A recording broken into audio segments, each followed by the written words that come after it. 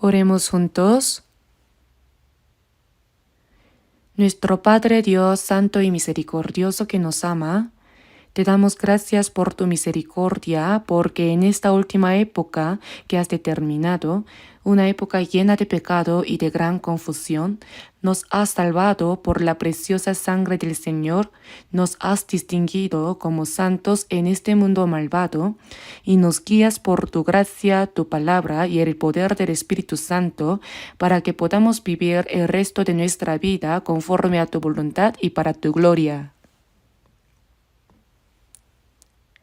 En este momento te damos gracias por permitirnos a nosotros que hemos sido redimidos por la preciosa sangre del Señor, reunirnos delante de ti para alabar tu gran amor y gracia, aprender tu palabra y tener comunión dentro de la comunidad santa que está contigo.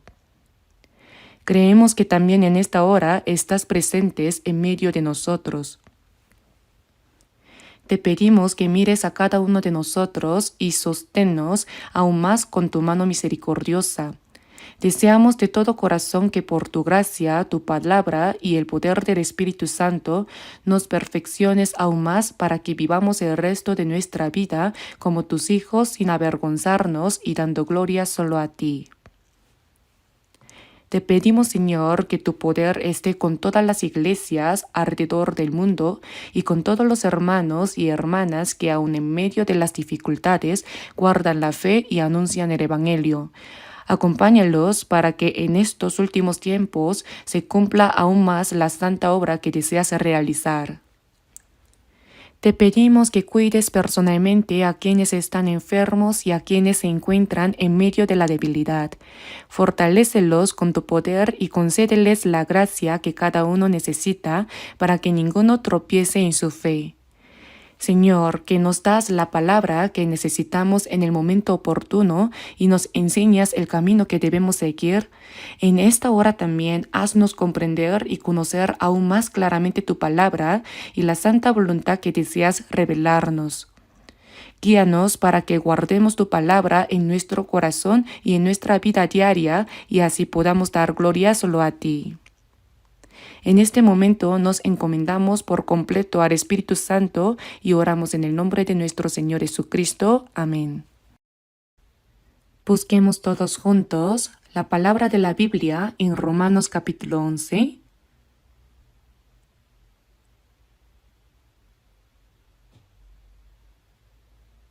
Leeremos desde Romanos capítulo 11, versículo 35. Leeremos desde Romanos capítulo 11, versículo 35 hasta el capítulo 12, versículo 2. Romanos capítulo 11, versículo 35 hasta capítulo 12, versículo 2.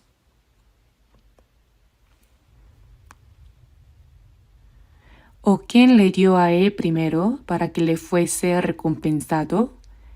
Porque de él y por él y para él son todas las cosas. A él sea la gloria por los siglos. Amén. Así que, hermanos, os ruego por las misericordias de Dios que presentéis vuestros cuerpos en sacrificio vivo, santo, agradable a Dios, que es vuestro culto racional. No os conforméis a este siglo, sino transformaos por medio de la renovación de vuestro entendimiento, para que comprobéis cuál sea la buena voluntad de Dios, agradable y perfecta.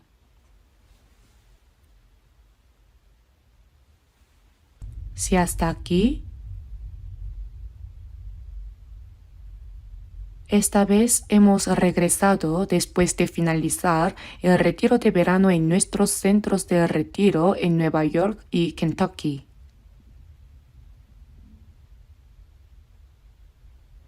En esta ocasión se celebró la inauguración del nuevo edificio de la iglesia de Nueva Jersey. Es un edificio construido por estadounidenses. Aunque es antiguo, es un edificio muy excelente. Es un edificio construido al estilo típico de los estadounidenses y lo hemos reparado bien para poder usarlo. Además, ya obtuvimos el permiso completo de uso y ahora podemos usarlo libremente. ¿También está bien ubicado? Creo que será de gran ayuda para la evangelización en la región de Nueva Jersey en el futuro.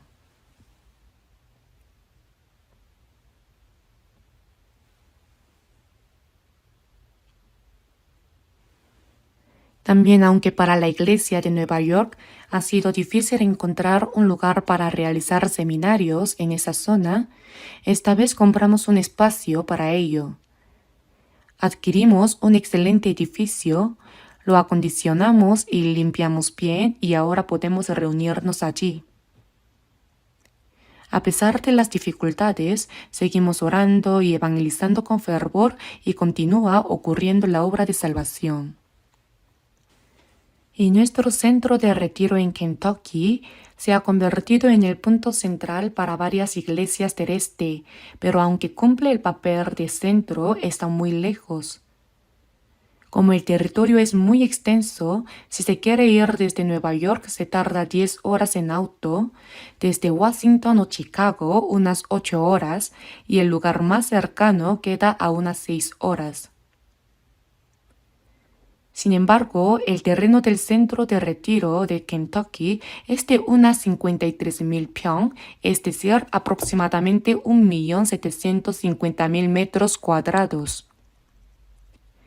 Es un terreno inmenso que en tiempos antiguos era un lugar donde los estadounidenses montaban a caballo y se divertían, pero lo compramos todo, construimos nuevos edificios y alojamientos y estamos evangelizando con fervor allí. Aunque en distancia está lejos, los hermanos están reuniéndose con mucha frecuencia para realizar distintos tipos de formación, evangelización y también reuniones entre iglesias. Parece que se están reuniendo muy a menudo.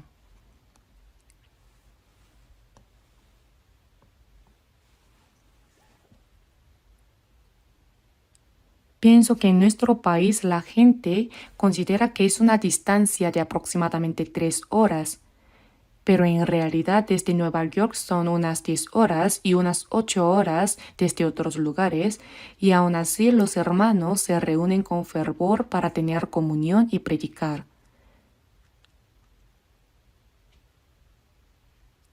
Pude sentir más profundamente que la gracia de Dios es inmensa y que Dios mismo está con nosotros obrando. El Evangelio se está difundiendo activamente en la región de América. Bueno, hoy, a través de la palabra que hemos leído, en el capítulo 12, versículo 1 dice: «Presentéis vuestros cuerpos en sacrificio vivo, santo, agradable a Dios». Y he titulado el sermón como «El sacrificio vivo, santo y agradable a Dios».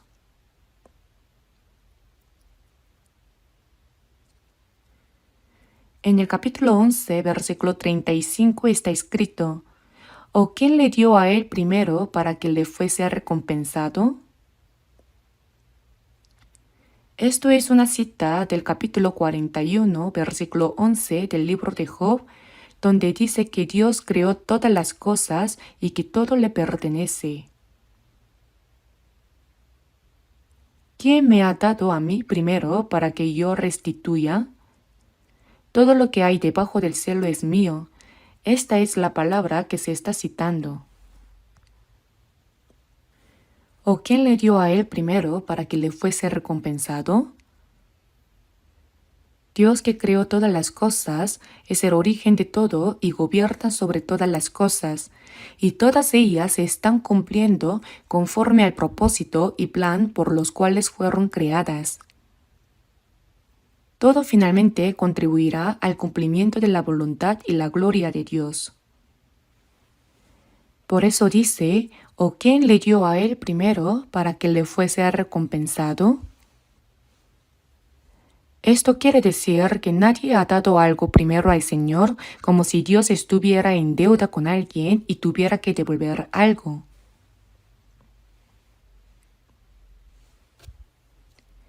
En Primera de Crónicas, capítulo 29, versículo 14, vemos que David ofreció a Dios muchas riquezas que tenía él mismo y las del pueblo para construir el templo. Y oró a Dios diciendo: ¿Quién soy yo y quién es mi pueblo para que pudiésemos ofrecer voluntariamente cosas semejantes? Pues todo es tuyo y de lo recibido de tu mano te damos. Dijo una verdad muy clara. Originalmente, nada de lo que tenemos es nuestro.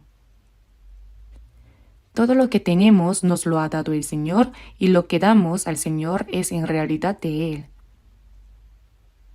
Por eso en la Biblia, cuando se dice que se ofrece algo a Dios, no significa que entreguemos algo propio, sino que reconocemos que es de Dios y lo devolvemos a Él como suyo. Por eso se dice que no hay nadie que haya dado primero al Señor para recibir algo a cambio.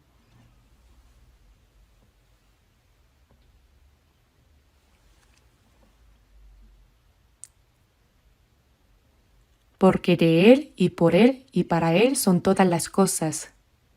El Señor creó todas las cosas y por Él existen y a Él vuelven todas las cosas. Esto significa que toda la creación cumple el propósito y el plan de Dios y finalmente regresa a Él. Por eso dice: a Él sea la gloria por los siglos. Amén. Todo existe para la gloria de Dios.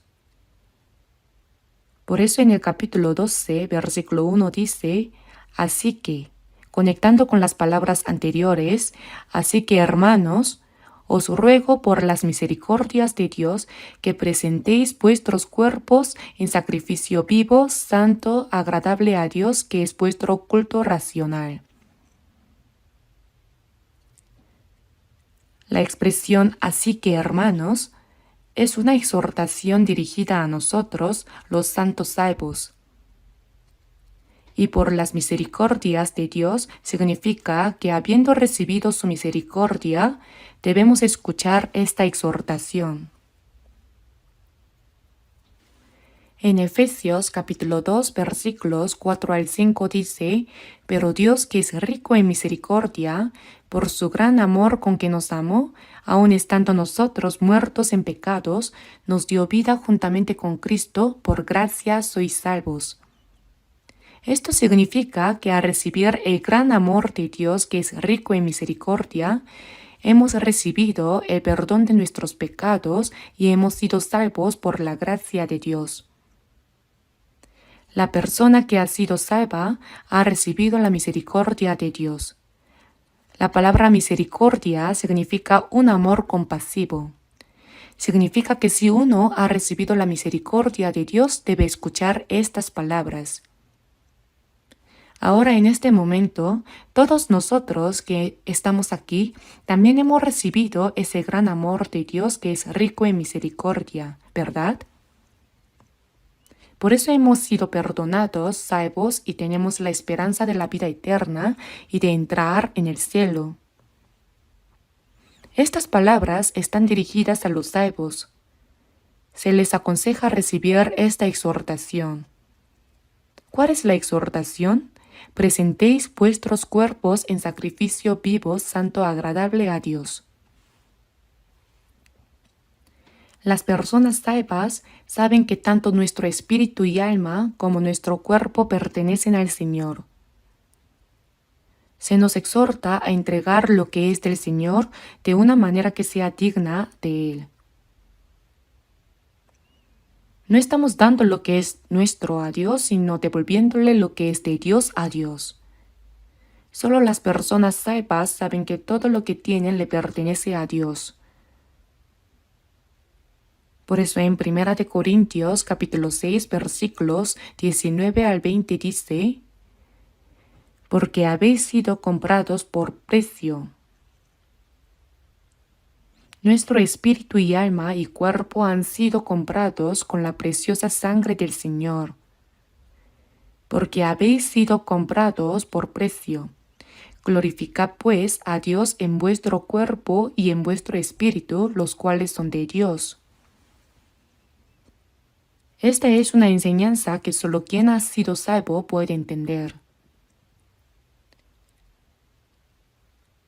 Por eso dice, presentéis vuestros cuerpos en sacrificio vivo, santo, agradable a Dios.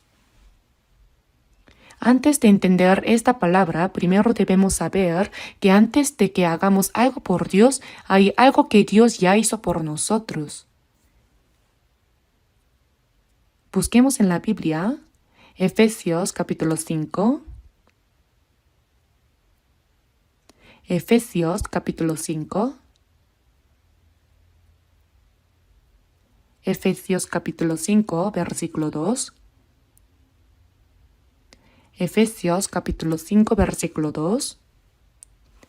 Y andad en amor como también Cristo nos amó, y se entregó a sí mismo por nosotros, ofrenda y sacrificio a Dios en olor fragante.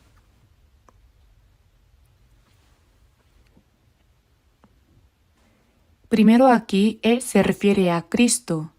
Él, Cristo, se entregó a sí mismo por nosotros. Jesús es un hombre sin pecado, santo, igual a Dios. Él vino a este mundo en forma humana, se hizo como un hombre y vivió 33 años. Al final, siendo un hombre sin pecado, cargó con los pecados de todo el mundo. Fue azotado como el más miserable de los pecadores, cargó la terrible cruz, el instrumento de muerte más temido, y fue llevado al lugar de ejecución donde sufrió la mayor vergüenza y el mayor dolor que un ser humano puede experimentar, y fue crucificado. Desde las 9 de la mañana hasta las 3 de la tarde, durante 6 horas fue clavado en la cruz, soportando todo ese dolor y derramando hasta la última gota de su preciosa sangre. Por eso aquí dice, Él se entregó a sí mismo por nosotros. El Señor entregó su vida para salvarnos. Ofrenda y sacrificio a Dios en olor fragante. Un pecador no puede ofrecer nada a Dios. Pero para salvarnos, el Señor ofreció su propio cuerpo como sacrificio, convirtiéndose en ofrenda y sacrificio a Dios en olor fragante. En la época del Antiguo Testamento, cuando los israelitas pecaban, ofrecían un sacrificio derramando la sangre de un cordero, cabra o becerro para expiar su pecado. Pero ese no era un sacrificio perfecto. Ahora Jesús se convirtió en el Cordero de Dios y cargó con los pecados de todo el mundo. Al morir en la cruz y entregarse a sí mismo, se convirtió en una ofrenda fragante, un sacrificio que agrada a Dios. Salvarnos es algo que agrada a Dios, por eso Él se ofreció a sí mismo como sacrificio y ofrenda fragante. Así Jesús vino como el sacerdote para salvarnos y ofreció su propio cuerpo como sacrificio. Y ahora, si vemos 1 de Pedro, capítulo 2, versículo 5, dice, vosotros también sed sacerdocio santo para ofrecer sacrificios espirituales aceptables a Dios por medio de Jesucristo. A los salvos se les dice, sed sacerdocio santo para ofrecer sacrificios espirituales aceptables a Dios por medio de Jesucristo.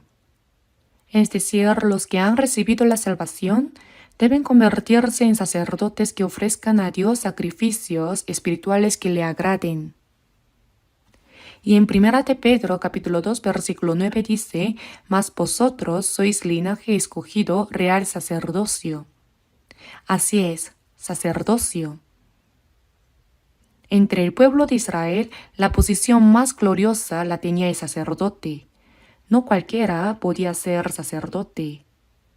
En el pueblo de Israel, solo los descendientes de Aarón eran especialmente distinguidos para ser sacerdotes. Pero ahora, los que hemos recibido la salvación somos sacerdotes de Dios. Está escrito, sed sacerdocio santo para ofrecer sacrificios espirituales aceptables a Dios. Y ahora, los que hemos sido salvos, somos sacerdotes gloriosos como reyes delante de Dios. Primero debemos saber esto. Un sacerdote es quien sirve únicamente a Dios. Jesús, como sumo sacerdote, ofreció su cuerpo a Dios como sacrificio por nosotros, expió nuestros pecados y agradó a Dios como sumo sacerdote. Por medio de él, nosotros que hemos sido salvos, también somos ahora sacerdotes de Dios, llamados a ofrecer sacrificios espirituales aceptables a Dios. Esto significa que ante Dios somos ahora sacerdotes santos. Por eso tanto nuestro espíritu y alma como nuestro cuerpo fueron comprados con la sangre del Señor. No nos pertenecen a nosotros, sino al Señor.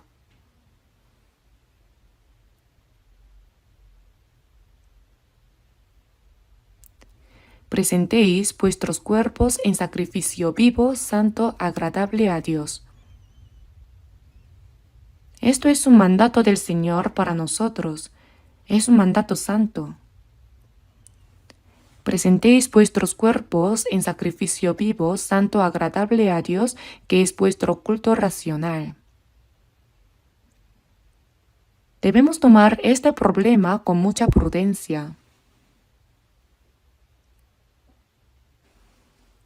Ahora somos los sacerdotes santos de Dios, y el sacrificio es nuestro propio cuerpo. Presentéis vuestros cuerpos en sacrificio vivo, santo, agradable a Dios. La palabra cuerpo no se refiere solo a esta carne o cuerpo físico, sino también a nuestro corazón, nuestra personalidad, nuestra vida, a todo nuestro ser. Nos llama a ofrecer toda nuestra vida como un sacrificio santo que agrade a Dios. Sed sacerdocio santo para ofrecer sacrificios espirituales aceptables a Dios. Hemos sido salvos únicamente por la preciosa sangre del Señor.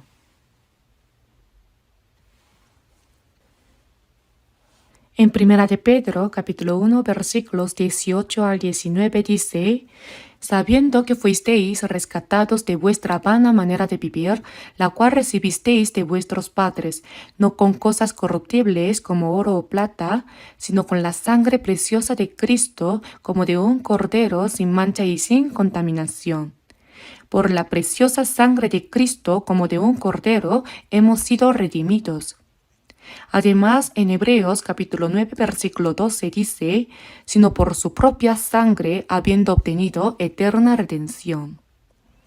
Jesús se entregó a sí mismo y con su sangre cumplió la eterna redención. Lo que Dios ha hecho para salvarnos es verdaderamente maravilloso.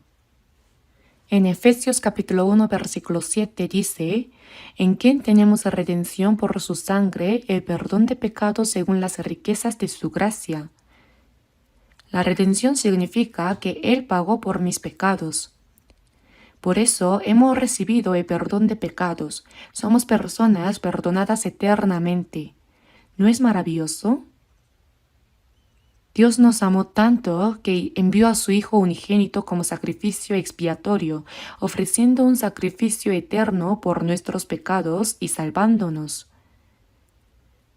Ahora los que hemos sido salvos, hemos sido redimidos por la preciosa sangre del Señor y somos personas santas y distinguidas. En Apocalipsis capítulo 1 versículos 5 al 6 dice: al que nos amó y nos lavó de nuestros pecados con su sangre. Dios nos amó y por medio de la sangre de Cristo nos liberó de nuestros pecados, del poder del pecado y de la muerte. Está escrito: y nos hizo reyes y sacerdotes para Dios su Padre, a Él sea gloria e imperio por los siglos de los siglos. Amén. Y no solo nos salvó, sino que también nos hizo parte del reino de Dios.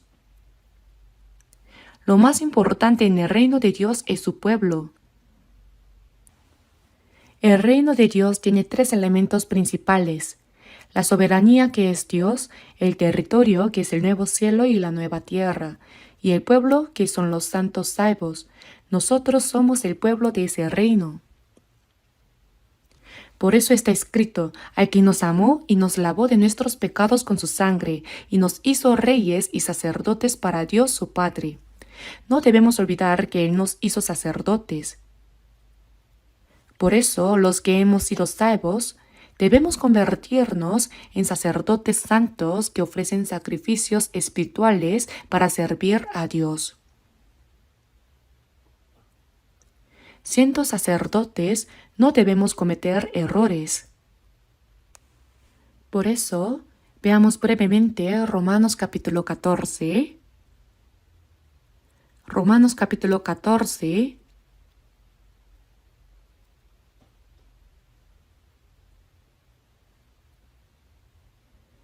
Versículos 7 y 8. Leamos juntos. Porque ninguno de nosotros vive para sí y ninguno muere para sí.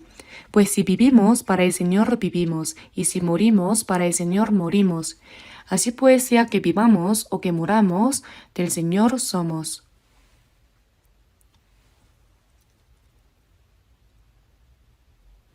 Todos ya memorizaron esta palabra, ¿verdad? Ahora míreme a mí. ¿Qué libro y qué capítulo era? Romanos capítulo 14, versículos 7 y 8. Si no lo memorizaron, no pueden almorzar hoy. Porque nosotros, los cristianos salvos, debemos cumplir esta palabra en lo más profundo de nuestro ser. Porque ninguno de nosotros, entre los salvos, ninguno de nosotros vive para sí. Ahora, una persona salva no debe vivir para sí misma, por supuesto. Y ninguno muere para sí. No hay libertad para vivir para sí mismo, ni derecho para morir para sí mismo. ¿Por qué? Porque sea que vivamos o que muramos, del Señor somos. El Hijo unigénito de Dios murió en nuestro lugar y con esa preciosa sangre nos salvó y nos hizo sacerdotes santos. Un sacerdote no es quien vive para sí mismo. Es quien ofrece un sacrificio santo que agrada a Dios. Por eso debemos ofrecer nuestro cuerpo como un sacrificio que agrade a Dios. Ninguno de nosotros vive para sí, y no debe haber ninguna persona que viva para sí misma. Eso es una contradicción. Esto no es algo especial, sino algo muy obvio. Es lo normal. Pues si vivimos, para el Señor vivimos. Y si morimos, para el Señor morimos. Debemos vivir para el Señor, y si es necesario, también morir para el Señor. ¿Por qué? Sea que vivamos o que muramos, del Señor somos. Que el Señor me dé vida o me quite la vida, que haga lo que desee, así debe ser. No tenemos la libertad de vivir para nosotros mismos. Tampoco tenemos el derecho de morir para nosotros mismos, porque sea que vivamos o que muramos, del Señor somos. Por eso, presentéis vuestros cuerpos en sacrificio vivo, santo, agradable a Dios. Esta es una orden absoluta que el Señor nos ha dado. Vuestros cuerpos. Este cuerpo significa todo nuestro ser, uno mismo. Nuestro corazón, nuestra personalidad y toda nuestra vida. Todo lo que decimos y hacemos mientras vivimos debe ser un sacrificio santo que agrade a Dios. Debe ser un sacrificio vivo. ¿Qué les parece? ¿Les resulta pesado? Debemos ser personas que ni vivan para sí mismas, ni mueran para sí mismas. Pero en realidad creo que hay pocas personas así. Eso es una gran contradicción. Hay muchas personas salvas, ¿verdad? Todos hemos recibido la salvación. Pero en realidad no son muchas las personas que realmente pueden vivir para el Señor y también morir por Él. Ese es el verdadero problema. Sin embargo, el Señor nos exige eso. No es un ser que dice, está bien si vives para mí o no, o si vives para ti mismo y mueres por ti mismo, no hay problema. La verdad no admite acuerdos. Porque el Señor murió por nosotros y nos salvó, ahora nos pide que vivamos el resto de nuestra vida para Él y, si es necesario, hasta dar la vida. El Santo Hijo Unigénito de Dios, para salvar a pecadores como nosotros, sufrió la cruz, que era el método de ejecución más cruel impuesto por Roma. La crucifixión no era simplemente colgar a alguien en una cruz, sino que el día antes le despojaban de sus ropas, lo ataban a un poste y lo azotaban con látigos terribles que desgarraban su cuerpo en pedazos. Algunos morían de inmediato por el dolor insoportable de esos azotes. Jesús recibió ese terrible castigo de azotes. Por eso 700 años antes de que Él viniera, en Isaías capítulo 53 versículo 5 estaba escrito: Mas Él herido fue por nuestras rebeliones, molido por nuestros pecados. Él fue herido y molido, y también dice, y por su llaga fuimos nosotros curados. El Señor tomó sobre sí todas las maldiciones y el terrible juicio que nosotros merecíamos, aunque era un hombre sin pecado. ¿No es esto algo verdaderamente asombroso? Por eso nuestro Señor, habiendo soportado toda la vergüenza, el dolor y la maldición que nosotros merecíamos para salvarnos, ahora nos pide que vivamos el resto de nuestra vida para Él. Lo que el Señor nos exige, ¿acaso es demasiado? En el Salmo capítulo 116, versículo 12 dice: ¿Qué pagaré a Jehová por todos sus beneficios para conmigo? Dios nos ha dado la gracia para nuestra salvación. ¿Qué pagaré a Jehová por todos sus beneficios para conmigo? Para salvar a pecadores como nosotros, el Hijo Unigénito de Dios, que es igual al Creador y a Dios, como dice Filipenses capítulo 2, versículo 5, dejó su posición y se hizo semejante a los hombres. Jesús no es simplemente un hombre. Es Dios Padre, Hijo y Espíritu Santo, el Dios de la Trinidad, que es igual en esencia. Él dejó su lugar y se hizo hombre, manifestándose en forma humana. Vino en la forma de un siervo y, aunque era hombre, se hizo siervo entre los hombres. Jesús dijo: El Hijo del Hombre no vino para ser servido, sino para servir y para dar su vida en rescate por muchos.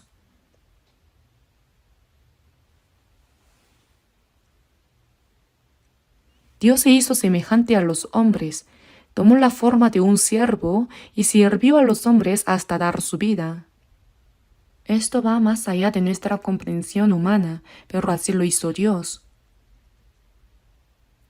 Además, nos salvó y nos hizo hijos de Dios, dándonos la gloriosa esperanza de entrar en el cielo eterno y el reino de Dios como herencia.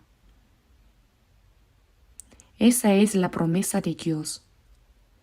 Aunque vivimos en este mundo, Dios no nos ha dejado como huérfanos, sino que prometió estar con nosotros hasta el fin del mundo. ¿Qué pagaré a Jehová por todos sus beneficios para conmigo? Son palabras que no debemos olvidar ni por un momento. Después de recibir la salvación, ya no vivimos para nosotros mismos, sino para pagar la gracia de Dios que nos salvó. ¿Y cómo podemos pagar esa gracia? En el himno dice: por ese amor y esa gracia, aunque no puedo pagarlas, con mi débil corazón y mi humilde cuerpo, seré siervo del Señor. ¿Cómo podríamos pagarle? En realidad, aunque muriéramos 100 veces por el Señor, no podríamos devolver toda su gracia. No podemos pagarla, pero aún con este corazón débil y cuerpo humilde, deseamos ser siervos del Señor. Un siervo no tiene deseos propios, no tiene planes propios, vive únicamente para su Señor. En la Biblia, la palabra siervo viene del griego doulos, que significa esclavo. En la antigüedad, los esclavos se compraban con dinero, eran propiedad de su dueño. Un esclavo no tiene libertad, ni deseos, ni plan propio. Un siervo existe únicamente para su Señor. Viva o muera, es para su Señor. Jesús, al venir a este mundo, tomó forma de siervo, es decir, se humilló a sí mismo, haciéndose obediente hasta la muerte y muerte de cruz. Si vemos Filipenses capítulo 2, versículo 8, Jesús vino con la forma de un siervo y fue obediente hasta la muerte a la palabra de Dios. Lo hizo por el plan y propósito de Dios para salvarnos a nosotros. Ahora nosotros somos siervos de Jesucristo. El apóstol Pablo solía decir: Pablo, siervo de Jesucristo. Siempre consideró un honor ser llamado siervo de Jesucristo. Las palabras Pablo, siervo de Jesucristo, significan literalmente esclavo. Si miramos la vida del apóstol Pablo, no hay nada que haya hecho para sí mismo. Vivió únicamente para predicar el Evangelio, sufrió frío, hambre, desvelo, golpes innumerables, fue encarcelado muchas veces, estuvo a punto de morir en varias ocasiones, fue apedreado y dado por muerto, pero volvió a levantarse para seguir predicando. Su mayor anhelo era predicar en Roma, como dice el dicho: todos los caminos llevan a Roma. Finalmente fue a Roma a predicar y allí terminó su vida decapitado. Yo mismo he visitado la prisión subterránea donde Pablo estuvo encarcelado en Roma y también el lugar donde, según la tradición, fue ejecutado. Por eso en Gálatas capítulo 6, versículo 17, el apóstol Pablo dijo: porque yo traigo en mi cuerpo las marcas del Señor Jesús. Jesús es la manifestación del amor de Dios y la palabra de Dios hecha carne. Cuando Felipe le dijo a Jesús: Señor, muéstranos al Padre y nos basta, Jesús respondió: el que me ha visto a mí, ha visto al Padre. ¿Cómo pues dices tú, muéstranos al Padre? Dios no puede ser visto directamente, pero Jesús apareció en carne. Las palabras que Jesús dijo son la palabra de Dios y a través de él se reveló el amor de Dios y el poder de Dios. Jesús calmó la tormenta, aquietó el viento, resucitó a los muertos y sanó a los leprosos, obras que solo Dios puede hacer. A través de Jesús se manifestó el amor de Dios.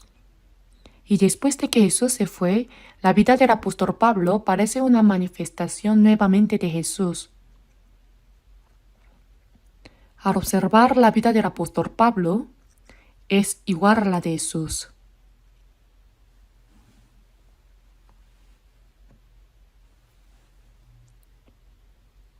Porque yo traigo en mi cuerpo las marcas del Señor Jesús, son las marcas del sufrimiento. No podemos vivir como el apóstol Pablo o como Pedro, pero nosotros también somos personas que hemos sido salvas por la misma gracia de Dios. Nosotros también debemos saber que tanto nuestro cuerpo como nuestro espíritu y alma son del Señor, y debemos tener un corazón anheloso para vivir conforme a la voluntad del Señor. Presentéis vuestros cuerpos en sacrificio vivo, santo, agradable a Dios, que es vuestro culto racional. La gente piensa en el culto de una manera muy extraña, algo como el culto familiar o algún tipo de culto. Cuando se reúnen el día domingo dicen: vamos a comenzar el culto. Ofrezcamos sacrificios a Dios en espíritu y en verdad. Entonces el día domingo se bañan, se ponen ropa limpia y ordenada, vienen a la iglesia y dicen: Señor, recibe este sacrificio vivo.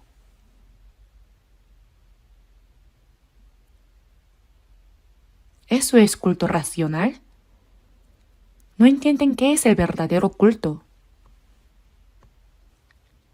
En Juan capítulo 4, la mujer samaritana se encontró con Jesús y dijo: Señor, me parece que tú eres profeta. Ya que he encontrado a un profeta, déjame preguntarte algo.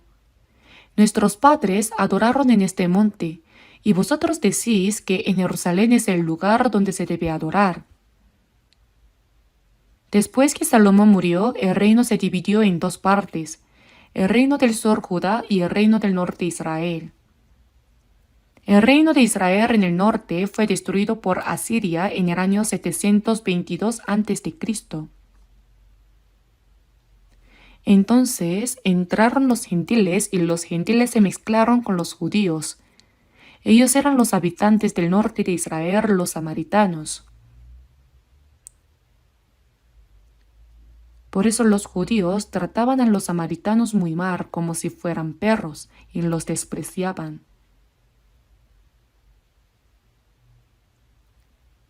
Por eso los habitantes del norte de Israel construyeron su propio templo en el monte Gerizim. Por tal razón la mujer samaritana le dijo: Nuestros padres adoraron en este monte y vosotros decís que en Jerusalén es el lugar donde se debe adorar. ¿Cuál de los dos era el lugar correcto? Jesús respondió: Mujer, créeme que la hora viene cuando ni en este monte ni en Jerusalén adoraréis al Padre. Ambos serán incorrectos. La hora viene cuando adoraréis al Padre. Dios es espíritu, y los que le adoran en espíritu y en verdad es necesario que adoren. Si Dios fuera un ser carnal, entonces aceptaría culto en un lugar específico y mediante ciertos rituales. Pero Dios es espíritu, por eso no necesita un lugar determinado ni rituales específicos para ser adorado. Por esa razón dice: Dios es espíritu y los que le adoran en espíritu y en verdad es necesario que adoren. El espíritu y verdad se refiere al Espíritu Santo y a la verdad. Solo una persona salva puede adorar verdaderamente. Una persona que no ha sido salva, aunque se reúna para cantar o orar, no tiene relación con Dios. Cuando una persona es salva, recibe al Espíritu Santo. Quien hace que entendamos la gracia de Dios es el Espíritu Santo. El Espíritu Santo mora en nosotros, aunque no lo sepamos, está con nosotros. Por eso en 1 Corintios capítulo 6, entre los santos de Corinto había personas que pecaban con su cuerpo. ¿O ignoráis que vuestro cuerpo es templo del Espíritu Santo, el cual está en vosotros? Como no lo sabían, cometían pecado con el cuerpo. Nuestro cuerpo es un templo. ¿Por qué? Porque el Espíritu Santo mora en él. Y como el Espíritu Santo habita en nosotros, Él nos hace entender la palabra de Dios y nos ayuda a vivir conforme a ella. Por lo tanto, en espíritu y verdad, es decir, vivir siendo guiados hacia la verdad por el Espíritu Santo, eso es adorar en espíritu y en verdad. Eso es culto racional. Ese tipo de culto no es algo como decir: empecemos el culto, terminemos el culto. Si terminamos el culto es algo grave. Desde el momento en que una persona es salva hasta que entra en el reino de Dios, toda su vida es culto. Incluso en el cielo el culto continuará, dándole gloria a Dios. Por eso está escrito: presentéis vuestros cuerpos en sacrificio vivo, santo, agradable a Dios. Esto no se refiere solo al cuerpo físico. Nuestro corazón, toda nuestra vida, es decir, todo debe ofrecerse como sacrificio vivo, santo y agradable a Dios. Toda nuestra vida debe ser una ofrenda espiritual que agrade a Dios, es decir, todo lo que hagamos debe ser conforme a la voluntad de Dios. No os conforméis a este siglo. No os conforméis a este mundo malvado y adúltero. Conformarse significa parecerse, ¿cierto? Entonces se exhorta a no seguirlo, sino transformaos por medio de la renovación de vuestro entendimiento. Somos transformados poco a poco por medio del Espíritu Santo y la palabra. Aunque hayamos recibido la salvación, seguimos teniendo la vieja naturaleza. Sería ideal que desapareciera de inmediato al recibir la salvación, pero no es así. Entonces, ¿qué debemos hacer? Por eso necesitamos ser transformados progresivamente por la palabra y por el Espíritu Santo. En otras palabras, nuestra fe va creciendo. Crecer en la fe significa que la personalidad de Cristo se va formando en nosotros mientras nuestro viejo hombre va desapareciendo. Aunque uno haya recibido la salvación, al principio uno domina un 90% y el Espíritu Santo un 10%. Si uno crece un poco, el Espíritu Santo controla un 20% y uno un 80%. Luego 30% y 70%. Así va cambiando gradualmente. Después llega el 50%. Cuando se llega al 50%, uno vivirá a veces siguiendo al Espíritu Santo y otras veces siguiendo la carne. Si se crece un poco más y el Señor llega a dominar un 70% de nuestro corazón y uno queda en un 30%, incluso con eso ya se puede vencer a uno mismo poco a poco. Al crecer hasta cierto punto, se puede llegar a vencer completamente todas las fuerzas de la carne. Romanos capítulo 8, versículo 14 dice, porque todos los que son guiados por el Espíritu de Dios, estos son hijos de Dios. No solo está el Espíritu de Dios, sino que en Romanos capítulo 8, versículo 9 dice, y si alguno no tiene el Espíritu de Cristo, no es de él. Hermanos, no debemos usar a la ligera la palabra cristiano. Dicen que la señorita Kim es cristiana. Dicen que la señorita Park es una verdadera cristiana. ¿Basado en qué? La palabra cristiano significa persona en quien Cristo vive. Una persona en quien mora Cristo, una persona de Cristo, ¿entienden? No solo se trata de que Cristo esté presente, sino que aquellos que son guiados por el Espíritu de Cristo, eso es la evidencia de que son hijos de Dios. Hermanos, ¿acaso la vida cristiana consiste en vivir a su manera durante la semana, haciendo lo que les parece bien, y luego el domingo venir a cantar himnos, orar, escuchar el sermón del pastor como si fuera una charla interesante, dar unas pocas monedas de ofrenda y después volver a vivir como quieren? ¿Eso es vida cristiana? Las personas de otras religiones hacen eso incluso mejor. ¿Lo sabían? Eso no es vida cristiana. La vida cristiana, desde el día en que fuimos salvos hasta el momento en que vayamos delante de Dios, debe ser como hijos de Dios y como cristianos, una vida completamente guiada por el Espíritu Santo, de modo que toda nuestra vida se convierta en un sacrificio vivo, santo y agradable a Dios. Esto significa que la vida en el hogar, en el trabajo, en la sociedad y en la iglesia, todo debe vivirse conforme a la voluntad de Dios, de modo que cada palabra y cada acción se conviertan en un sacrificio vivo que agrade a Dios en un culto racional. ¿Cómo podemos vivir así? Claro que debemos vivir así, es obvio. Si uno dice que ha recibido la salvación, pero en ciertos momentos parece ser salvo y en otros momentos no, es un problema verdaderamente serio. ¿Hasta cuándo continuará viviendo de esa manera? Es vuestro culto racional. Nuestro culto racional consiste en que todo lo que decimos, hacemos y la totalidad de nuestro corazón y vida se convierta en un sacrificio que agrade a Dios. Eso es el verdadero culto racional. ¿Lo entienden?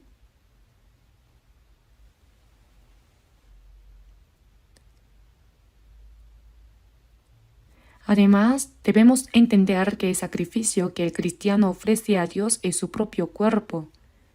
Esto significa que nuestro cuerpo, nuestro corazón y toda nuestra vida deben ser un sacrificio vivo ofrecido a Dios. Nuestro cuerpo es la ofrenda que entregamos a Él. Después de ofrecer todo ante el altar, tendré comunión con mi Dios. ¿Conocen ese himno? La frase después de ofrecer todo ante el altar, tendré comunión con mi Dios significa lo siguiente. Supongamos que hay dos amigos. A y B.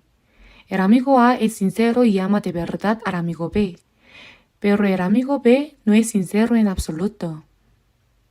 ¿Creen que dos personas, una sincera y otra no, pueden tener una verdadera comunión? No, no pueden. Incluso en las relaciones humanas, solo cuando la sinceridad se encuentra con sinceridad es posible tener una verdadera comunión. El Señor siempre es sincero con nosotros, pero si nosotros no somos sinceros con el Señor, ¿podremos tener una verdadera comunión con Él? Después de ofrecer todo ante el altar, tendré comunión con mi Dios. El Señor entregó su todo por nosotros. Eso lo sabemos bien. Entonces, ¿por qué nosotros no podemos hacer lo mismo por Él? Decimos que vivimos para el Señor, pero actuamos como si no fuera así. ¿Estamos jugando como se dice en palabras del mundo? Por eso quienes han recibido la compasión del Señor y esa gracia maravillosa no viven para Él por obligación, sino que deben ofrecerse voluntariamente a Dios con alegría. Veamos un momento Filipenses capítulo 1. Filipenses capítulo 1.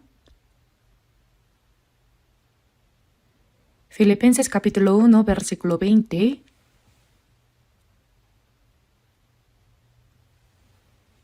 Leamos juntos Filipenses capítulo 1, versículo 20. Conforme a mi anhelo y esperanza de que en nada seré avergonzado, antes bien con toda confianza, como siempre, ahora también será magnificado Cristo en mi cuerpo, o por vida o por muerte. El apóstol Pablo dijo que tenía un anhelo y esperanza. Es decir, había algo que él deseaba anhelosamente. ¿Cuál era esa única y ferviente esperanza? Que en nada seré avergonzado, antes bien con toda confianza como siempre. Como siempre, ahora también con toda confianza. ¿Cómo? Será magnificado Cristo en mi cuerpo, o por vida o por muerte. El deseo de Pablo era que a través de su cuerpo únicamente el Señor fuera magnificado. Por eso pudo declarar, porque para mí el vivir es Cristo y el morir es ganancia. Dijo que ya sea en vida o en muerte, ese era su único anhelo y esperanza. Será magnificado Cristo en mi cuerpo. ¿Saben que cuando nosotros, los cristianos, decimos una sola palabra inapropiada o actuamos mal, el nombre del Señor es deshonrado? A veces escucho ese tipo de comentarios. A veces escucho comentarios como, ese hermano no sé si realmente es salvo. Por cómo habla parece que sí, pero por cómo actúa parece que no.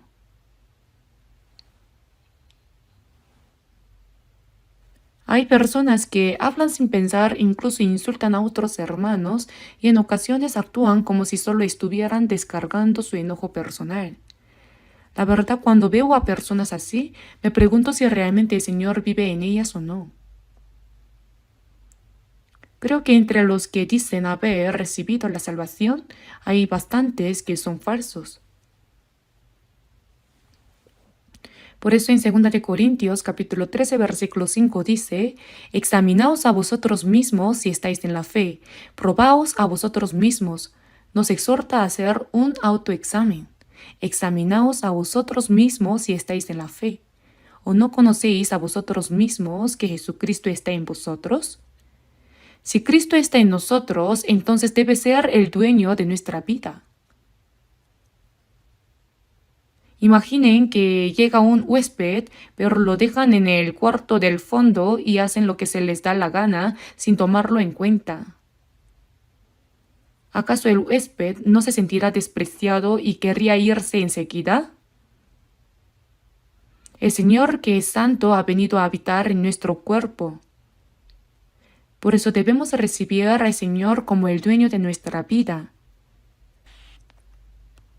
Todo lo que pensemos, digamos y hagamos debe ser para Él, conforme a su voluntad. Por eso está escrito, será magnificado Cristo en mi cuerpo, o por vida o por muerte. No debemos deshonrar al Señor. El apóstol Pablo fue una persona realmente grandiosa. Por eso en 1 de Corintios, capítulo 11, versículo 1 dice, «Sed imitadores de mí, así como yo de Cristo». Pablo realmente siguió el ejemplo de Cristo Jesús y vivió como Él. Nosotros también debemos seguir ese ejemplo. Cuando alguien da testimonio de su salvación, lo hace bien. ¡Qué buen testimonio! Hoy en día eso ya no sucede, pero en el pasado, cuando una hermana daba un buen testimonio, la invitaban de iglesia en iglesia diciendo, «Hermana, por favor, dé testimonio». Aunque daba un buen testimonio, después se descubría que su vida estaba completamente equivocada. ¿Qué era ese testimonio? Era falso nada más. Nuestra vida misma debe ser el verdadero testimonio. Y ahora los sacrificios que se ofrecen a Dios, los que ofrecían los israelitas, debían ser sin defecto. En Levítico capítulo 22, versículo 20, se menciona que los sacrificios ofrecidos a Dios debían ser sin mancha ni defecto, porque si se ofrecía algo defectuoso, Dios no lo acepta, ¿verdad? Ahora veamos Malaquías capítulo 1, versículo 6. El último libro del Antiguo Testamento. Veamos Malaquías capítulo 1.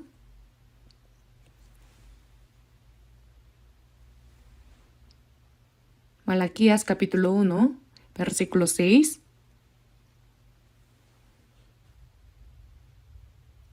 El hijo honra al padre y el siervo a su señor. Si pues soy yo padre, ¿dónde está mi honra? Y si soy señor, ¿dónde está mi temor? Dice Jehová de los ejércitos a vosotros, oh sacerdotes, que menospreciáis mi nombre. Y decís, ¿en qué hemos menospreciado tu nombre? En que ofrecéis sobre mi altar pan inmundo, y dijisteis, ¿en qué te hemos deshonrado? En que pensáis que la mesa de Jehová es despreciable. Y cuando ofrecéis el animal ciego para el sacrificio, ¿no es malo? Asimismo, cuando ofrecéis el cojo o el enfermo, ¿no es malo? Preséntalo pues a tu príncipe, ¿acaso se agradará de ti o le serás acepto? Dice Jehová de los ejércitos. Ahora pues orad por el favor de Dios para que tenga piedad de nosotros. Pero ¿cómo podéis agradarle si hacéis estas cosas? Dice Jehová de los ejércitos.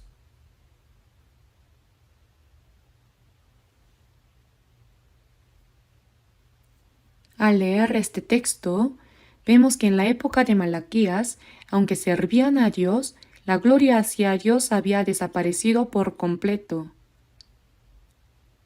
Oh sacerdotes, que menospreciáis mi nombre.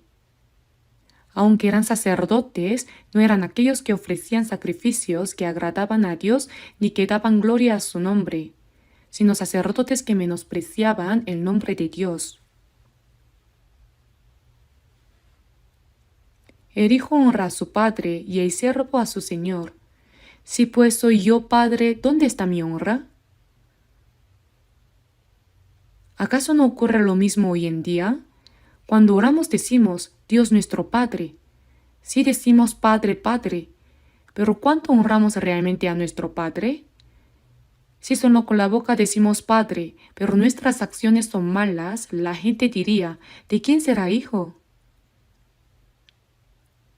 Cuando un hijo vive correctamente, la gente dice, son tal para cual me recuerda a su padre. Un hijo debe parecerse a su padre. Pero si un hijo actúa a su manera, la gente dice, ¿de quién será hijo?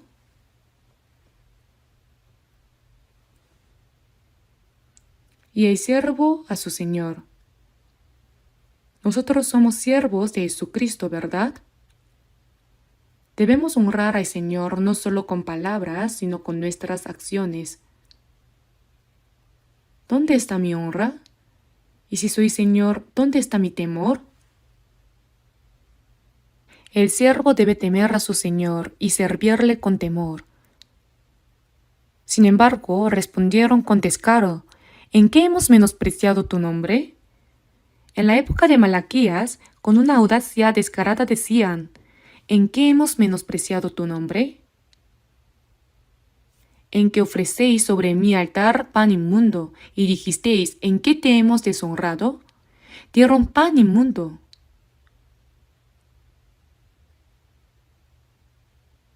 Dice Jehová de los ejércitos: y cuando ofrecéis el animal ciego para el sacrificio, ¿no es malo? Ofrecían animales cojos y enfermos. En aquel tiempo a Dios se le debía presentar ovejas, cabras o becerros que fueran completamente sin defecto y limpios. Pero ellos traían animales cojos, enfermos o ciegos. Preséntalo pues a tu príncipe, ¿acaso se agradará de ti o le serás acepto? No, incluso un príncipe humano solo habría aceptado lo mejor y lo más limpio. ¿Habría aceptado animales cojos, enfermos o ciegos? Sin embargo, ellos traían esas ofrendas y aún así decían: Señor, ten misericordia de nosotros. Está escrito: no me traigáis más vana ofrenda.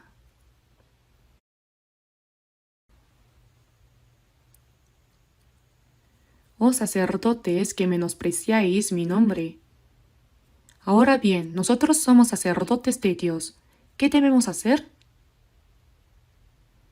Nosotros mismos debemos ser sacrificios limpios. ¿Lo entienden? Si en nuestro corazón, en nuestras palabras y en nuestras acciones fallamos y aún así ofrecemos sacrificios diciendo que somos sacerdotes de Dios, podemos convertirnos en sacerdotes que menosprecian el nombre de Dios si nos equivocamos. ¿Ser sacerdote de Dios es algo que cualquiera puede hacer? ¿Podemos hacerlo de cualquier manera?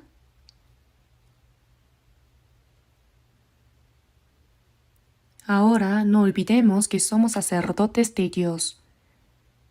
Está escrito: vosotros también sed sacerdocio santo para ofrecer sacrificios espirituales aceptables a Dios.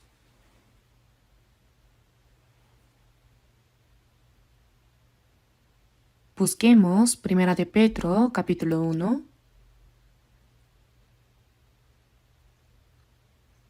Primera de Pedro, capítulo 1, versículo 15. Primera de Pedro, capítulo 1, versículos 15 y 16. Leamos juntos. Sino como aquel que os llamó es santo, sed también vosotros santos en toda vuestra manera de vivir, porque escrito está: sed santos porque yo soy santo. Ahora, para nosotros que hemos sido salvos, en el versículo 15 dice: como aquel que os llamó es santo, sed también vosotros santos en toda vuestra manera de vivir.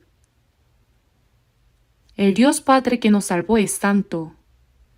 Por eso, sed también vosotros santos en toda vuestra manera de vivir. En toda vuestra manera de vivir. Ser santo significa distinguirse del pecado de este mundo. Debemos vivir una vida distinguida. Nuestra vida misma debe ser digna como hijos de Dios y como cristianos. Hay un dicho que dice: de nombre y en realidad. Es decir, no solo de nombre ser cristianos, hijos de Dios o pueblo que irá al cielo, sino que nuestra vida misma debe ser así. Por supuesto, debe ser así.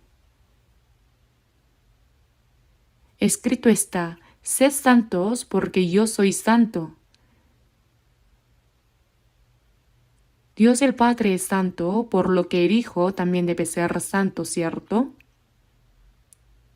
Y un sacerdote debe ser santo. El sacrificio que ofrece un sacerdote debe ser santo. Como aprendimos, nuestro cuerpo es el sacrificio, ¿verdad? Entonces nuestro cuerpo, nuestro corazón y toda nuestra vida deben estar distinguidos y ser santos. Por eso, para presentar un sacrificio vivo, santo y agradable a Dios, debemos distinguirnos de todos los pecados y mentiras de este mundo. Distinción. No os conforméis a este siglo, sino transformaos por medio de la renovación de vuestro entendimiento, para que comprobéis cuál sea la buena voluntad de Dios, agradable y perfecta. No debemos conformarnos a este siglo ni seguirlo, sino ser transformados. ¿Cuán malvado es este mundo? Es maligno, rebelde y adúltero. Por eso, en Hechos capítulo 2, vemos que en el día de Pentecostés, 3,000 personas comprendieron el Evangelio y fueron salvas en un solo día. 3,000 personas fueron bautizadas. Y a esas personas que fueron salvas se les dijo: sed salvos de esta perversa generación. ¿Qué significa eso? A los que ya han sido salvados de la condenación eterna se les dice: sed salvos de esta perversa generación. Es decir, se les exhorta a vivir distinguidos de este mundo. Este mundo es malvado, adúltero y verdaderamente una generación perversa. ¿Cuán malvado es? Cuanto más avanza la civilización y el conocimiento, más rápidamente se desarrolla el pecado. Nosotros debemos distinguirnos de eso. No debemos vivir de forma similar. ¿Podemos vivir así? Claro que sí. De hecho, debemos hacerlo. El Señor exige eso de nosotros. Y ahora que somos personas que irán al cielo, no debemos vivir como aquellos que irán al infierno. En Apocalipsis capítulo 22 está escrito: el que es injusto sea injusto todavía, y el que es inmundo sea inmundo todavía, y el que es justo practique la justicia todavía, y el que es santo santifíquese todavía, porque el tiempo está cerca. Quien irá al cielo debe distinguirse claramente como una persona que irá al cielo, y quien irá al infierno se vuelve lo suficientemente malvado como para ir al infierno. Está claramente distinguido, ¿no es así? Este mundo está lleno de pecado. La gran mayoría. Hoy en día los cristianos son cristianos solo de apariencia, por dentro no tienen nada. No conocen el nuevo nacimiento, ni siquiera saben que existe el Espíritu Santo, ni viven según la verdad, es pura formalidad, pura apariencia.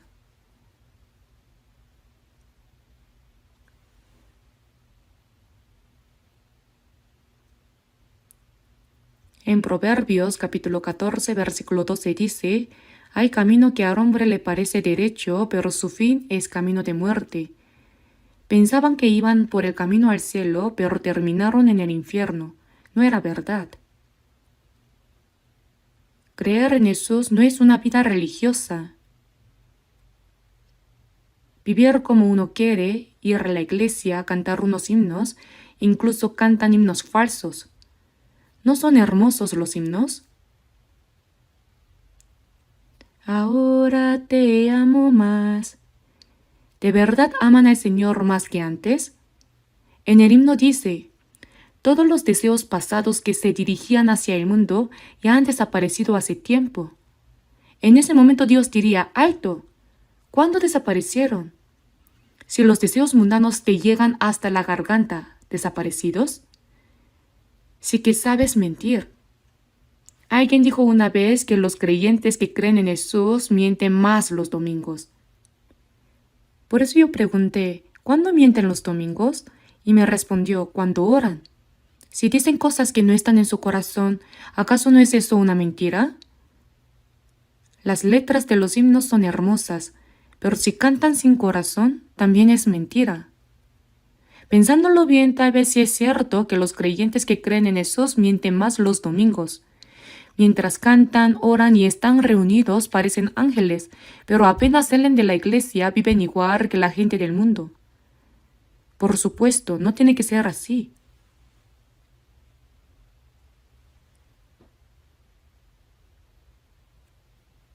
Por eso nosotros tenemos que distinguirnos del mundo. Distinción. La santidad significa distinguirse. Si queremos ofrecer un sacrificio santo que agrade a Dios, primero debemos vivir una vida distinguida del mundo y convertirnos en personas distinguidas. Veamos 2 Corintios capítulo 6. 2 Corintios capítulo 6. Veamos 2 Corintios capítulo 6, versículo 17.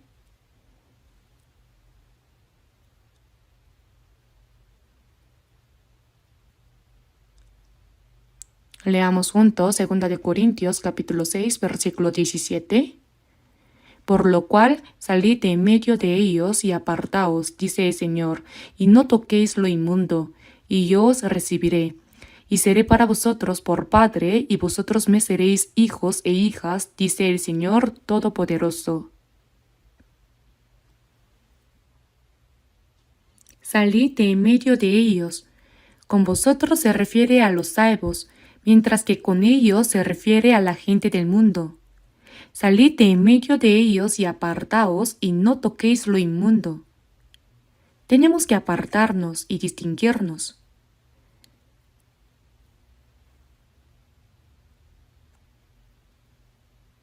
También en la vida laboral esto es algo delicado. Cuando uno trabaja en una empresa, hay fiestas donde se bebe alcohol y todo eso, y dicen, ¿por qué tú no bebes? No debemos beber alcohol. Cuando uno bebe y la mente queda nublada, termina haciendo cosas absurdas, ¿no es así? Hay muchos pecados que se cometen cuando uno está borracho. Hay incluso personas que estando ebrias terminan yendo a burdeles, ¿sabían eso? No os embriaguéis con vino en lo cual hay disolución. No, no bebo. ¿Por qué? Últimamente estoy tomando medicamentos. ¿Qué clase de medicamentos? El Nuevo Testamento y el Antiguo Testamento. Ah, eres cristiano. Por eso no bebo. Entonces nos echan el alcohol encima de la espalda. Que lo hagan o no, da igual. Lo mejor sería no asistir a esas reuniones con alcohol, pero si no se puede evitar, solo coman maní sin parar. Nos observan cuidadosamente. ¿De verdad es cristiano? Pero si uno actúa igual que ellos, pensarán, ah, no es diferente. Pero si se mantienen distinguidos, entonces las personas sentirán cierto temor. Realmente es diferente. ¿Yo podría ser así? Conozco a una persona que después de recibir la salvación cambió de inmediato. Y al ver ese cambio, varios de sus compañeros de trabajo también llegaron a conocer la salvación. En 1 de Pedro, capítulo 3, versículo 15 dice, «Estad siempre preparados para presentar defensa con mansedumbre y reverencia ante todo el que os demande razón de la esperanza que hay en vosotros». Si uno tiene una fe y una esperanza firmes, otros quieren saber sobre eso. ¿De verdad eso es cierto? Respetan la fe que esa persona tiene.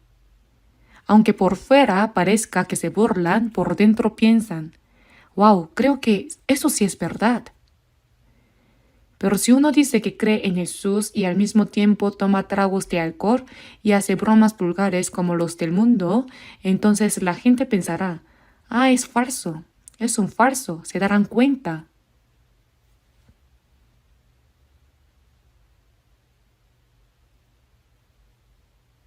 Leamos juntos 2 Corintios capítulo 7, versículo 1. Juntos, versículo 1.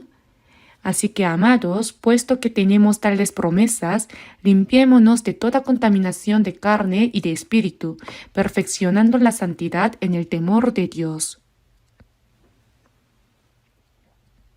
Limpiémonos de toda contaminación de carne y de espíritu, perfeccionando la santidad en el temor de Dios. Ahora debemos temer al pecado. Debemos temerle más que al veneno mortal, al pecado. En el temor, perfeccionando la santidad en el temor de Dios.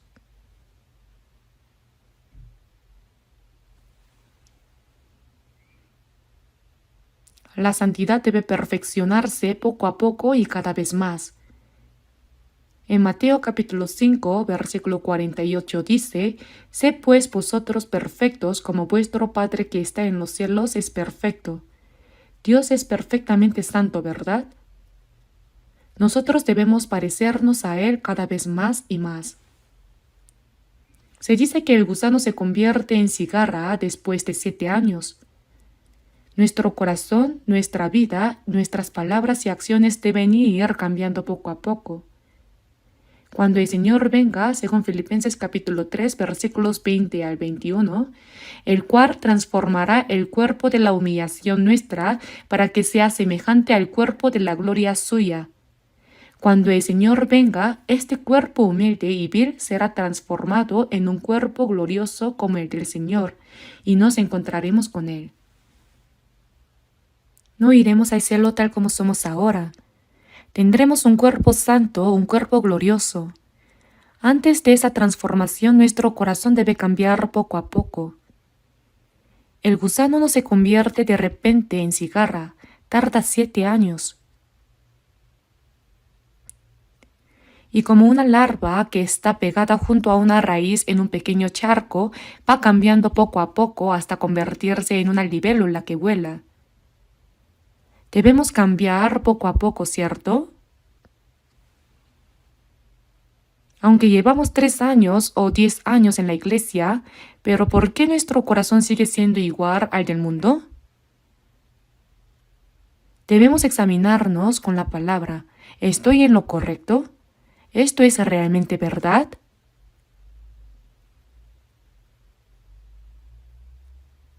Busquemos en Isaías capítulo 52, versículo 11.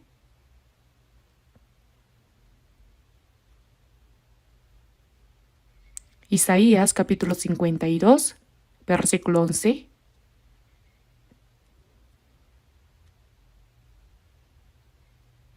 Leamos juntos. Apartaos, apartaos, salid de ahí, no toquéis cosa inmunda, salid en medio de ella, purificaos los que lleváis los utensilios de Jehová. Apartaos, apartaos, salid de ahí, no toquéis cosa inmunda. Esto significa que debemos estar distinguidos de los que son del mundo. Salid de ahí, no toquéis cosa inmunda. Salid de en medio de ella. Purificaos los que lleváis los utensilios de Jehová. Los sacerdotes llevaban el arca del pacto, ¿verdad? Los que lleváis los utensilios de Jehová, los que llevan la palabra de Dios y siguen al Señor deben ser santos. Purificaos.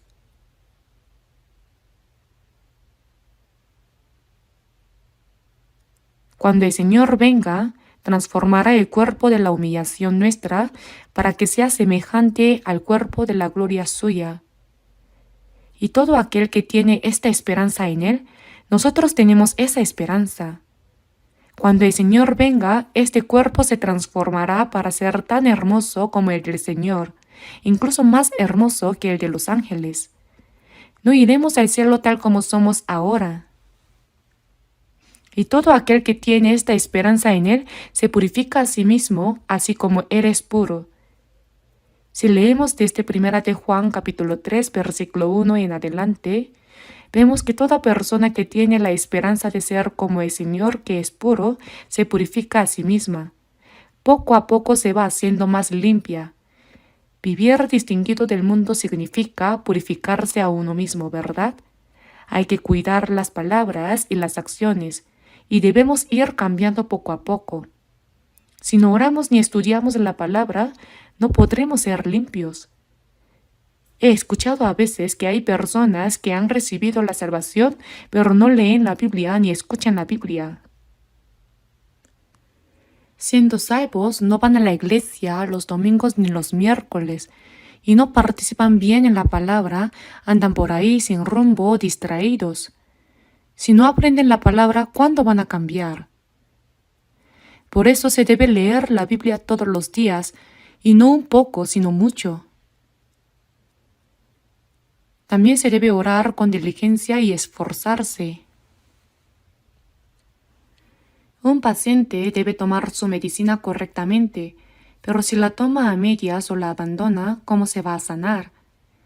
Nosotros tomamos tanto el Nuevo Testamento como el Antiguo Testamento. Si seguimos aprendiendo la palabra, nuestro corazón cambia poco a poco sin que nos demos cuenta. ¿Lo sabían? Vamos pareciéndonos más a Jesús. No hablen sin pensar. ¿Odian a los hermanos? Está escrito, todo aquel que aborrece a su hermano es un homicida. ¿Acaso hay algo que no podemos perdonar? También dice, perdonándoos unos a otros como Dios también os perdonó a vosotros en Cristo. Cada cosa debe ir cambiando poco a poco, ¿no es así? Aunque pase 1 año, 3 años o 10 años, si sigue igual, pues no está bien. Purificaos. Y en Levítico capítulo 1 versículo 5, cuando se ofrecía el sacrificio de holocausto a Dios, se traía un cordero o una cabra, se mataba delante del Señor. Se le quitaba la piel rápidamente. Se lo dividía en sus piezas y se quemaba completamente sobre el altar. El holocausto era un sacrificio que se ofrecía quemándolo todo. Nosotros también debemos entregarnos a Dios como un sacrificio. Está escrito, os abstengáis de los deseos carnales que batallan contra el alma. Como cuando se quitaba la piel, debemos despojarnos del viejo hombre y de sus hechos. Despojado del viejo hombre con sus hechos. Así debemos entregarnos completamente al fuego del Espíritu Santo, quemarnos a nosotros mismos y ofrecernos a Dios. Debemos partirnos y entregarnos enteramente al Señor. Nosotros mismos somos el sacrificio de holocausto para Dios. En Génesis capítulo 22, versículo 2, Dios le dijo a Abraham, «Toma ahora tu hijo, tu único Isaac, a quien amas, y vete a tierra de Moriah y ofrécelo allí en holocausto sobre uno de los montes que yo te diré». Su único hijo Isaac, que nació cuando tenía 100 años. En aquel tiempo tenía unos 13 o 14 años, estaba en plena juventud y creciendo bien. Y Dios le ordenó ofrecerlo como un holocausto, como si fuera un cordero.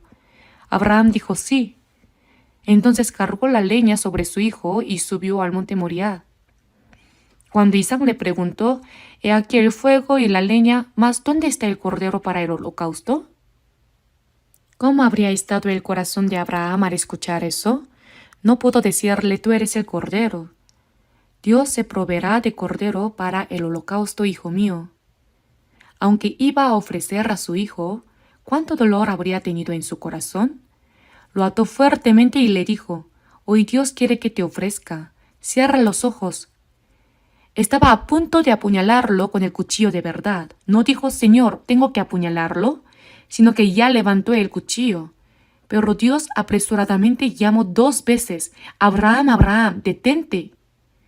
Y dijo, «Porque ya conozco que temes a Dios por cuanto no me rehusaste tu hijo, tu único». Aprobó la prueba. Y cerca en unos arbustos había un carnero atrapado que se ofreció en lugar de Isaac. Piensen cuán gran dolor habría sentido Abraham en el corazón cuando iba a ofrecer a Isaac. Cuando nos ofrecemos a Dios, a veces nuestro corazón puede doler mucho. Cuando un cristiano se ofrece como un sacrificio vivo, renuncia a la libertad y los placeres que podría disfrutar, ¿saben?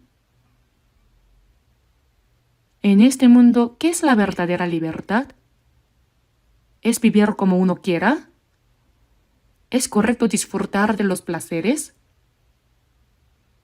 El cristiano es quien renuncia a esa libertad y esos placeres de los que puede disfrutar. Aunque duela en el corazón, así debe ser. Por eso los cristianos, al unirse completamente con el Señor, ofrecen a Dios un sacrificio santo, vivo y agradable a Dios. Por eso nunca olviden que como sacerdotes santos de Dios, deben ofrecer sus cuerpos como un sacrificio santo, vivo y agradable a Dios. La oración, la palabra, la obediencia a Dios. Toda esta vida es un sacrificio vivo y un culto racional para Dios.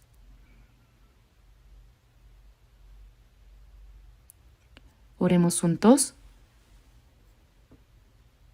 Padre Dios misericordioso, gracias porque te compadeciste de nosotros cuando vivíamos lejos de ti y andábamos en el pecado, y enviaste a tu Hijo unigénito para que muriera en nuestro lugar. Gracias, Señor, porque con tu preciosa sangre derramada perdonaste eternamente nuestros pecados y nos diste la salvación sin que tuviéramos ningún mérito. Nuestro cuerpo y espíritu y alma fueron comprados con tu sangre, Señor, por lo tanto somos tuyos. Ahora te rogamos que tomes el control y gobiernes todo nuestro corazón y nuestra vida para que podamos vivir como tus sacerdotes santos, ofreciendo sacrificios espirituales que te sean agradables. Padre, guía y ayuda completamente a tus santos hijos para que vivan conforme a tu voluntad y para tu gloria. Hemos orado en el nombre de nuestro Señor Jesucristo. Amén.